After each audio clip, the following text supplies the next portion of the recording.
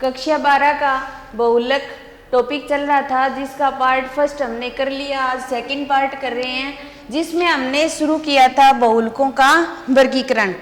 बहुलकों का वर्गीकरण 6 अलग अलग प्रकार से किया जाता है, जिसमें पहला आता था स्रोत के आधार पर वर्गीकरण। ये हमने कल किया था, जिसमें प्राकृतिक बहुलक, संश्लेषित बहुलक और अर्ध संश्लेषित बहुलक, ये 3 पार्ट हमने कल पढ़े थे।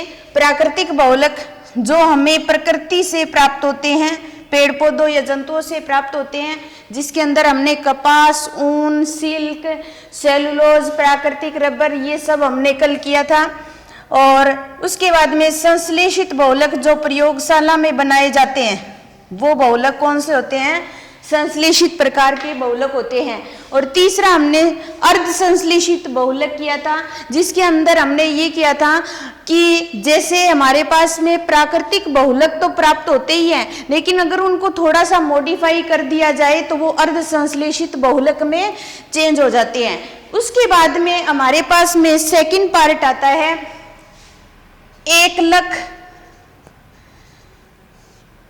एकलक के आधार पर बहुलकों का वर्गीकरण।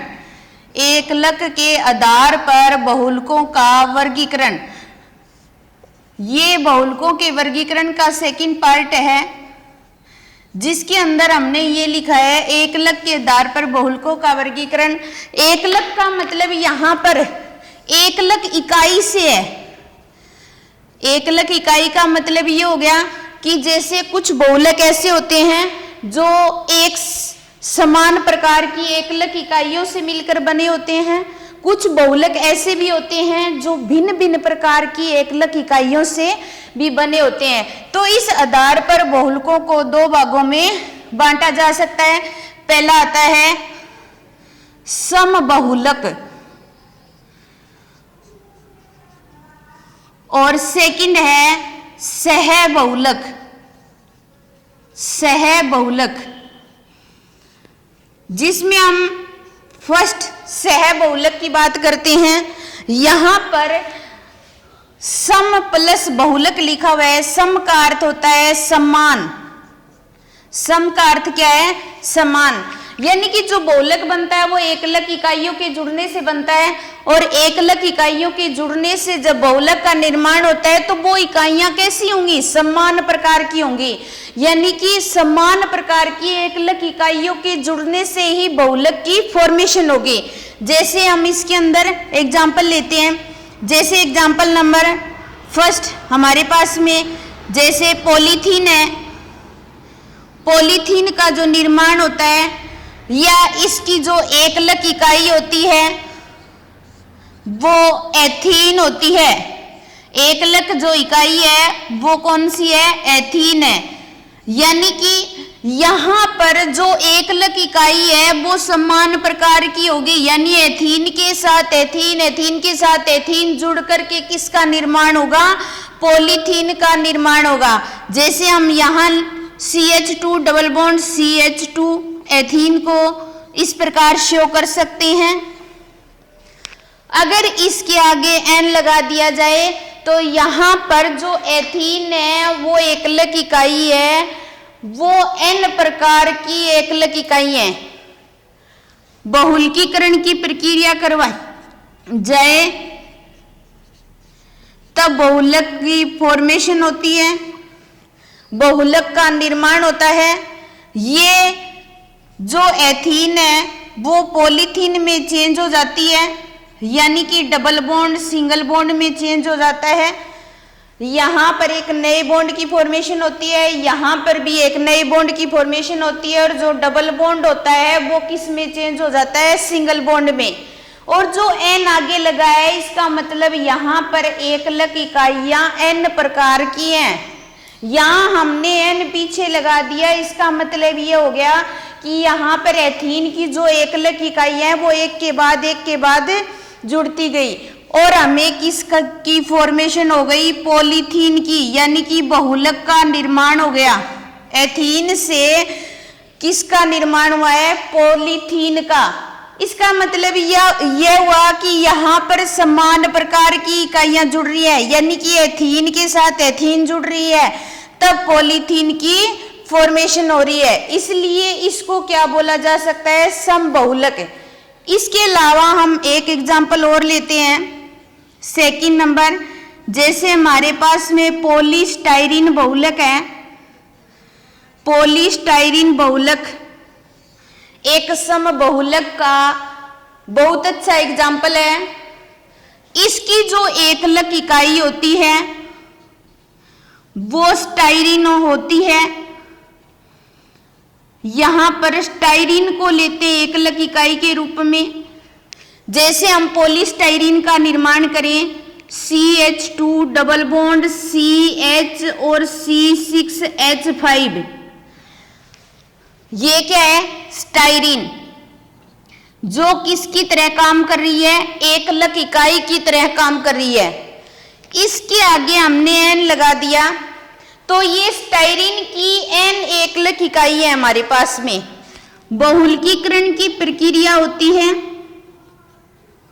और बहुलकीकरण की प्रक्रिया के दौरान स्टाइरीन से पॉलीस्टाइरीन का निर्माण होगा। तो यहां बॉन्ड की फॉर्मेशन हो जाएगी CH2, ये डबल बॉन्ड सिंगल बॉन्ड में चेंज हो जाएगा और CH और C6H5, और यहां बॉन्ड की फॉर्मेशन हो जाएगी और इसके पीछे क्या लगा देंगे, N लगा देंगे। तो यहां पर हमारे पास में स्टाइरीन की N एकलक इकाई थी, यहां पर स्टाइरीन की N एकलक इकाइयां जुड़ करके किसका निर्माण कर रही हैं, पॉलीस्टाइरीन का। और पॉलीस्टाइरीन एक बहुलक है, और किस प्रकार का बहुलक है, एक समबहुलक है। समान प्रकार की एकलक इकाइयां जुड़ रही हैं, स्टाइरीन के साथ स्टाइरीन, फिर आगे एक स्टाइरीन, फिर एक स्टाइरीन, यानी कि N एकलक इकाइयां स्टाइरीन की जुड़ करके किसका निर्माण कर रही है, पॉलीस्टाइरीन का। तो यहाँ पर पॉलीथीन और पॉलीस्टाइरीन दोनों ही समबहुलक हैं, क्योंकि यहाँ पर दोनों के अंदर समान प्रकार की एकलक इकाइयां जुड़ रही हैं, इसलिए इसको हम समबहुलक कह सकते हैं। उसके बाद में दूसरा आता है सहबहुलक। तो यहां हम सहबहुलक की बात कर रहे हैं, तो इसके नाम से स्पष्ट हो रहा है कि जब हमने समान प्रकार की एकलक इकाइयां जोड़ी तो हमें समबहुलक प्राप्त हुआ। जब हम भिन्न प्रकार की इकाइयां जोड़ रहे हैं तो हमें सहबहुलक प्राप्त होगा, यानी कि इस बहुलक का निर्माण करने के लिए हमें भिन्न भिन्न प्रकार की एकलक इकाइयों की आवश्यकता पड़ेगी। इसका एग्जाम्पल ले हम, सबसे बढ़िया एग्जाम्पल नाइलॉन 6,6, नाइलॉन 6,6। इस नाइलॉन 6,6 की जो एकलक इकाई होती है, एकलक जो इकाई होती है वो दो प्रकार की होती हैं। एक होती है हेक्सामेथिलीन डाइएमीन, हेक्सामेथिलीन डाइएमीन, और दूसरी एकलक जो इकाई होती है वो होती है एडिपिक एसिड, एडिपिक एसिड। जब हेक्सामेथिलीन डाइएमीन और एडिपिक एसिड आपस में मिलते हैं तब नाइलॉन 6,6 का निर्माण होता है। यहां पर हम लिखेंगे NH2 CH2 6 NH2। यहां पर ये मेथिलीन को शो कर रहा है, 6 लगा है इसलिए हेक्सामेथिलीन, और NH2 और NH2 2 है इसलिए डाइएमीन, तो इसका नाम क्या हो जाएगा, हेक्सामेथिलीन, हेक्सामेथिलीन डाइएमीन। एक एकलक इकाई है, दूसरी एकलक इकाई हमारे पास में है CH2 4 COOH और COH। ये कार्बोक्सिलिक समूह को शो कर रहे हैं। कार्बोक्सिलिक एसिड का ये एक ग्रुप है जिसका नाम है एडिपिक एसिड। Adipic acid. अब देखो यहां पर हमारे पास में क्या है, दो एकलक इकाइयां हैं, दोनों ही अलग अलग प्रकार की हैं। इन दोनों एकलक इकाइयों के जुड़ने से ही नाइलॉन 6 की फॉर्मेशन होती है। इसके अंदर देखो यहां से H चला जाएगा, यहां से H, यहां से OH और यहां से OH। यहां पर हम हेक्सामेथिलीन डाइएमीन की N एकलक इकाई काम में ले रहे हैं और एडिपिक एसिड की भी N एकलक इकाई काम में ले रहे हैं। यहां से H निकल जाएगा तो इसको NH इस तरीके से शो करेंगे, CH2 यहां से फिर H निकलेगा तो NH और यहां से OH निकलेगा तो इसको OC और CH2 और फिर ये OH यहां से निकलेगा तो C और बॉन्ड के रूप में शो करेंगे और पीछे क्या लगा देंगे, N लगा देंगे। तो इसका मतलब यह हुआ कि यहां पर हमने बॉन्ड की फॉर्मेशन करके छोड़ दिया, यहां पर भी बॉन्ड की फॉर्मेशन करके छोड़ दिया और पीछे N लगा दिया। तो इसका मतलब यह है कि यहां पर हेक्सामेथिलीन डाइएमीन और एडिपिक एसिड की बहुत सारी एकलक इकाइयां, N प्रकार की एकलक इकाइयां जुड़ करके नाइलॉन 6 का निर्माण कर रही है। किसका निर्माण कर रही है? नाइलॉन 6 का निर्माण कर रही है। नाइलॉन 6 की दो एकलक इकाई, एक हेक्सामेथिलीन डाइएमीन और दूसरी एडिपिक एसिड, दोनों की N एकलक इकाइयां काम कर रहे हैं। यहां पर इन दोनों के बीच में बॉन्ड की फॉर्मेशन होती है और ये जो बॉन्ड होता है उसको इस तरीके से शो करें, NH और C और NH जो बॉन्ड होता है उसको एमाइड बॉन्ड भी बोला जा सकता है, यानी कि CONH2 जो शो किया जाता है वो एमाइड को शो करता है, इसलिए इस बॉन्ड को एमाइड बॉन्ड भी बोला जाता है। तो इस तरीके से सहबहुलक के अंदर दो अलग अलग प्रकार की एकलक इकाई काम में ली जा रही है और नाइलॉन 6 का निर्माण किया जा रहा है, इसलिए ये एक सहबहुलक है। तो एकलक इकाई के आधार पर वर्गीकरण में हमारे पास में दो प्रकार के बहुलक थे, एक था समबहुलक और दूसरा सहबहुलक। समबहुलक में समान प्रकार की एकलक इकाइयां जुड़ती हैं और जो सहबहुलक होता है उसके अंदर असमान प्रकार की एकलक इकाई जुड़ करके बहुलक का निर्माण करते हैं। ये हमारा दूसरा क्लासिफिकेशन था, एकलक के आधार पर बहुलकों का वर्गीकरण। उसके बाद में तीसरा टाइप आता है बहुलकों के वर्गीकरण का। तीसरा टाइप है बहुलकन।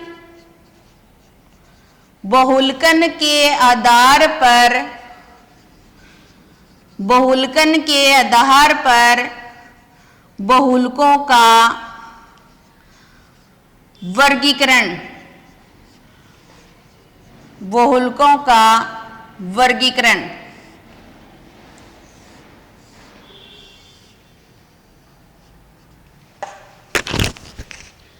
बहुलकन के आधार पर यानी कि एकलक इकाइयां किस तरीके से जुड़ रही हैं, योगात्मक रूप से जुड़ रही हैं, संघनन के रूप में जुड़ रही हैं। इस आधार पर बहुलकन के आधार पर बहुलकों का जो वर्गीकरण होता है वो भी दो प्रकार का होता है, जिसके अंदर पहला आता है योगज बहुलक। योगज बहुलक। और दूसरा प्रकार है संघनन बहुलक। दूसरा क्या है? संघनन बहुलक। योगज बहुलक और संघनन बहुलक दो प्रकार के टाइप हैं जिनके अंदर एकलक इकाइयों को जोड़ा जाता है। एकलक इकाई को जोड़ करके बहुलक का निर्माण किया जाता है।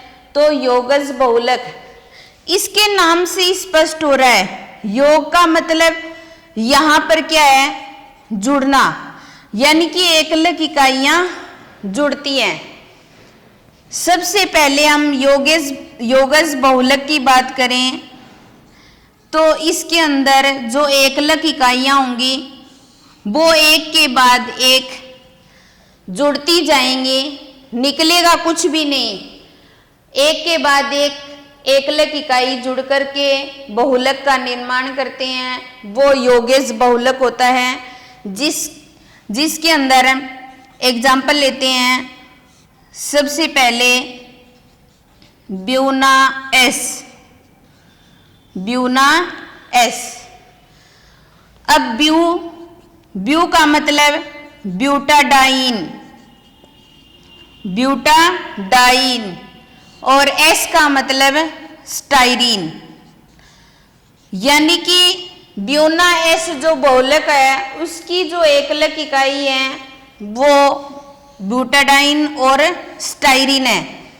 इन दोनों एकलक इकाइयों के योग से ब्यूना एस का निर्माण होता है, जिसको हम इस प्रकार शो कर सकते हैं, CH2 double bond CH double bond CH2, ये 1,3 ब्यूटाडाइन बोला जाता है इसको। और दूसरा CH2 double bond C6H5, styrene को हम पहले पढ़ चुके हैं। तो स्टाइरीन, जब 1,3 ब्यूटाडाइन और स्टाइरीन दोनों मिलते हैं तब ब्यूना एस का निर्माण होता है। यहाँ पर 1,3 ब्यूटाडाइन की एकलक इकाई काम में ली जाती है, N प्रकार की एकलक इकाई। यहाँ पर भी स्टाइरीन की एकलक इकाई काम में ली जा रही है। इन दोनों एकलक इकाइयों का योग होगा और योग होकर के ब्यूना एस का निर्माण होगा।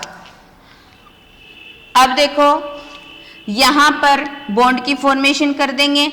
CH2 जो डबल बॉन्ड है वो सिंगल बॉन्ड में चेंज हो जाएगा, CH जो सिंगल बॉन्ड है वो डबल बॉन्ड में चेंज हो जाएगा, CH यहाँ डबल बॉन्ड, ये सिंगल में चेंज हो जाएगा। और ये एकलक इकाई आगे वाली एकलक इकाई के साथ जुड़ेगी तो इस CH2 और CH2 के बीच में बॉन्ड की फॉर्मेशन हो जाएगी, बॉन्ड का निर्माण हो जाएगा। और जो डबल बॉन्ड है वो फिर सिंगल बॉन्ड में चेंज हो जाएगा और आगे एक बॉन्ड की फॉर्मेशन हो जाएगी। और यहाँ पर C6H5 और N, पीछे क्या लगा देंगे, N। तो 1,3 ब्यूटाडाइन और स्टाइरीन के योग से ब्यूना एस का निर्माण हो गया। तो जो ब्यूना एस है वो एक प्रकार का योगेज बहुलक है, यानी कि जो ब्यूटाडाइन और स्टाइरीन है दोनों के योग से ब्यूना एस का निर्माण हुआ है। 1,3 ब्यूटाडाइन प्लस स्टाइरीन, इसकी एकलक इकाई काम में ली हमने, इसकी एकलक इकाई, दोनों को जोड़ा और ब्यूना एस का निर्माण हो गया। तो ये एक प्रकार का योगेज बहुलक है। एक एग्जाम्पल और लेते हैं हम योगेश बहुलक का। यहाँ पर हमने दो प्रकार की एकलक इकाई काम में ली है। अब हम एग्जाम्पल ले रहे हैं, उसके अंदर हम एक ही प्रकार की एकलक इकाई काम में लेकर भी योगेश बहुलक बना सकते हैं। यहाँ पर हम पॉलीप्रोपीन बहुलक बना रहे हैं। Example number 2, polypropene. और पॉलीप्रोपीन के अंदर जो एकलक इकाई काम में ली जाती है वो होती है प्रोपीन। तो यहाँ पर हमारे पास में एक ही एकलक इकाई है, वो है प्रोपीन। प्रोपीन को इस प्रकार शो कर सकते हैं अपने CH2 CH3। यहाँ पर प्रोपीन की N एकलक इकाई काम में ली जा रही है और प्रोपीन की N एकलक इकाइयाँ आपस में जुड़ती हैं और योग करती हैं। इसीलिए इस बहुलक को योगेज बहुलक बोला जा सकता है। अब देखो यहाँ से N हटा देंगे अपने, यहाँ बॉन्ड की फॉर्मेशन कर देंगे, डबल बॉन्ड सिंगल बॉन्ड में चेंज हो जाएगा और यहाँ CH3 और यहाँ बॉन्ड की फॉर्मेशन करेंगे और यहाँ N लगा देंगे। तो कहने का मतलब ये है कि यहाँ पर हमने प्रोपीन जो लिया है वो प्रोपीन की बहुत सी एकलक इकाइयाँ आपस में जुड़ करके पॉलीप्रोपीन का निर्माण कर रही हैं। तो यहाँ पर भी जो प्रोपीन की एकलक इकाइयाँ योग कर रही हैं, इसलिए इसको योगेज बहुलक बोला जा सकता है। जिसके अंदर हमने एग्जाम्पल 2 लिए हैं, एक ब्यूनाएस जिसके अंदर 2 एकलक इकाइयों को हमने योग किया है और दूसरा एग्जाम्पल है पॉलीप्रोपीन जिसके अंदर हमने एक ही एकलक इकाई काम में ली है और उसी को बार बार योग करके किसका निर्माण किया है, पॉलीप्रोपीन का निर्माण किया है। तो ये था हमारा योगेज बहुलक। उसके बाद में 2 नंबर बहुलक आता है संघनन बहुलक। संघनन बहुलक, जो संघनन बहुलक है उसके अंदर भी एकलक इकाइयां योग करती हैं, लेकिन योगेज बहुलक के अंदर एकलक इकाइयां जब योग करती हैं तो यहाँ पर बाहर कुछ भी नहीं निकलता, लेकिन जब संघनन बहुलक के अंदर एकलक इकाइयां योग करेंगी तो यहाँ पर कुछ न कुछ छोटे अणु बाहर निकलेंगे, चाहे H2O निकलो, चाहे ROH निकलो, चाहे HCl निकलो। इस प्रकार के छोटे अणु जो होते हैं वो इनके योग करने से बाहर निकलते हैं, इसीलिए इस बहुलक को बोला जाता है संघनन बहुलक। इसका एग्जाम्पल लेते हैं हम। एग्जाम्पल नंबर 1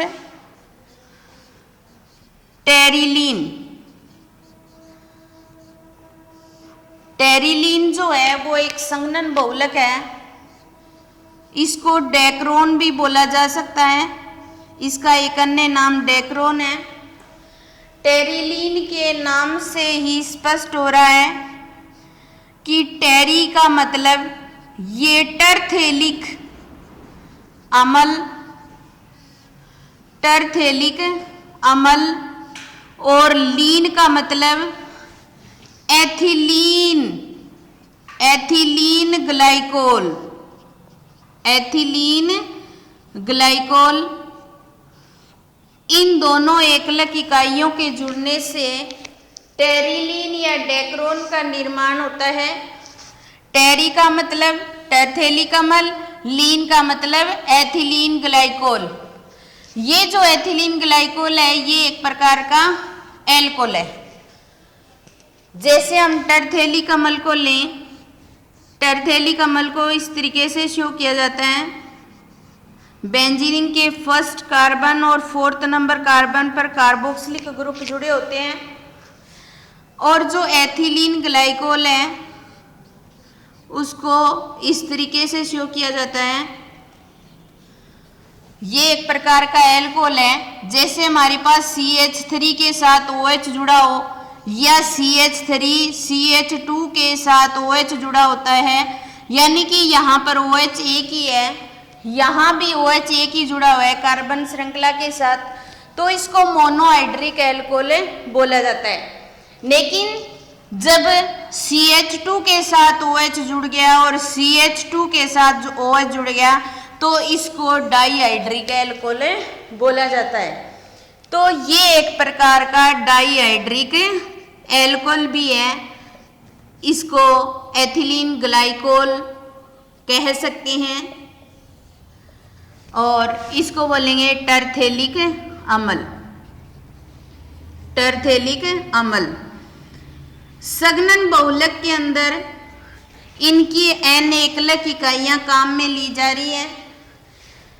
n एकलक इकाइयां काम में लेने के आधार पर यहाँ पर OH और यहाँ से H और यहाँ से OH और यहाँ से H बाहर निकलता है, तो यहाँ से OH और H H2O के रूप में बाहर निकल रहा है।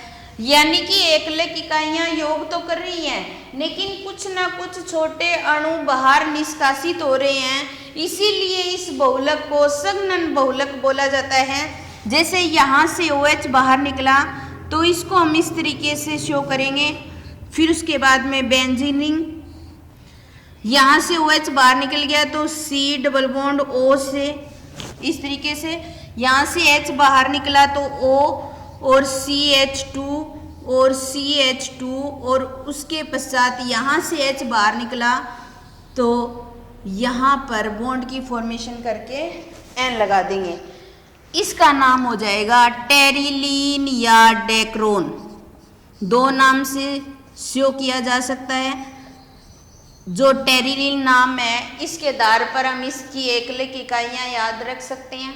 जब हमें एकलक इकाइयाँ याद होंगी तो उसके आधार पर हम इन एकलक इकाइयों को जोड़ करके बहुलक की फॉर्मेशन कर सकते हैं।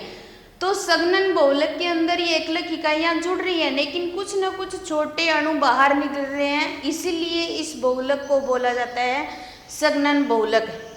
इस आधार पर हमने 3 प्रकार के बहुलकों का वर्गीकरण पढ़ लिया और उसके बाद में आगे कल करेंगे। Thank you.